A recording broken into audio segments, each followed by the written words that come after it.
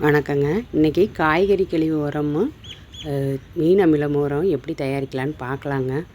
அதுக்கு முதல்ல காய்கறி கழிவு உரம் தயாரிக்கிறதுக்கு இது ஒரு 20 லிட்டரு தண்ணி கேனுங்க எடுத்து மேலே இதை கட் பண்ணி வச்சுருக்கிறேன்.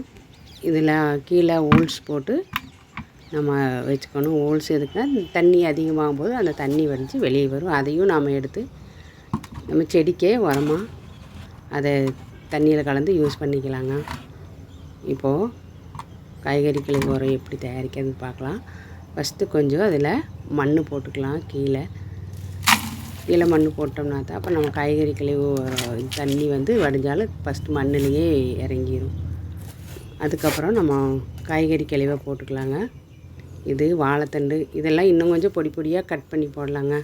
நான் கட் பண்ணால் விட்டேன். பொடி பொடியாக கட் பண்ணி போட்டால் சீக்கிரமாக உரமாகிடும். கொஞ்சம் பெருசாக இருந்தால் கொஞ்சம் லேட்டாகும், அவ்வளோதான். மற்றபடி உரமெல்லாம் ரெடி ஆகிடுங்க. அது மக்கிடும், அது ஈஸியாக மக்கிடும். அதை போட்டுட்டு புளிச்ச தயிர் ஒரு டம்ளர் இருந்தால் போதுங்க. அது ஒவ்வொரு டைமும் அது ஊற்ற வேணும் அவசியம் இல்லை. ஃபஸ்ட் டைம் நாம் அந்த உரம் தயாரிக்கும் போது இது ஒரு டம்ளர் புளிச்ச தயிரோ மோரோ எது வேணாலும் ஊற்றிக்கலாம். ஊற்றிட்டு திருப்பி மண்ணை மேலே போட்டுக்கலாங்க. இதே தான் எப்போ அடுத்தது நம்ம காய்கறி கழிவு இருக்கும்போது திருப்பி காய்கறி கழிவு போட்டு கொஞ்சம் மண் போட்டுக்கலாம்.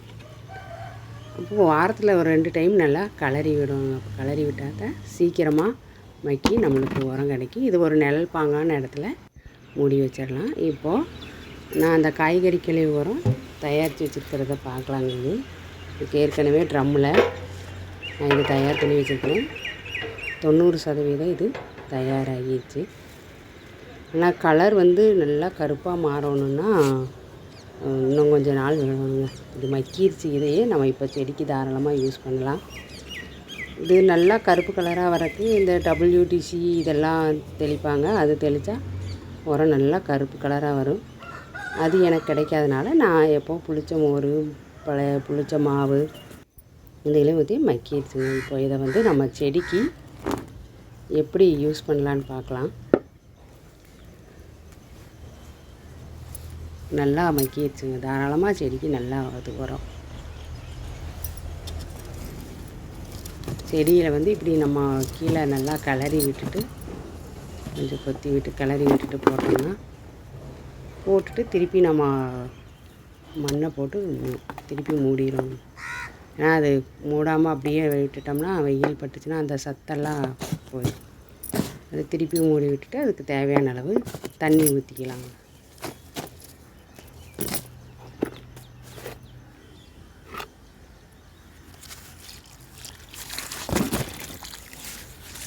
காய்கறி கழிவு உரம் ரொம்ப நல்லது. நான் அதிகமாக இது தான் யூஸ் பண்ணுறேன்.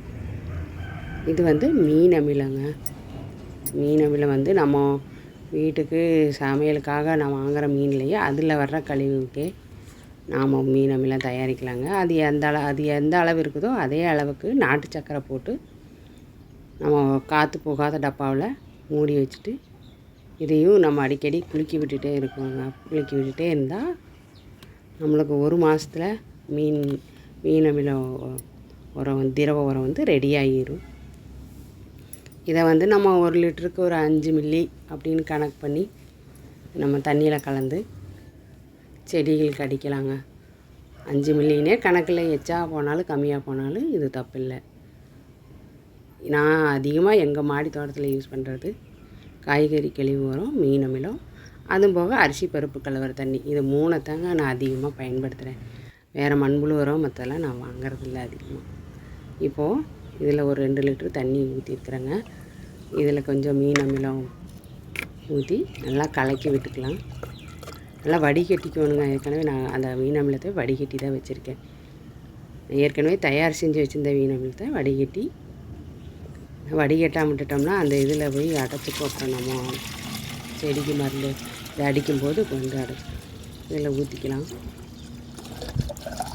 இதில் 2 லிட்ரு ஸ்ப்ரேயர் தாங்க, கையிலேயே அமுத்துற மாதிரி. நம்ம அளவான தோட்டத்துக்கு இதுவே போதும்.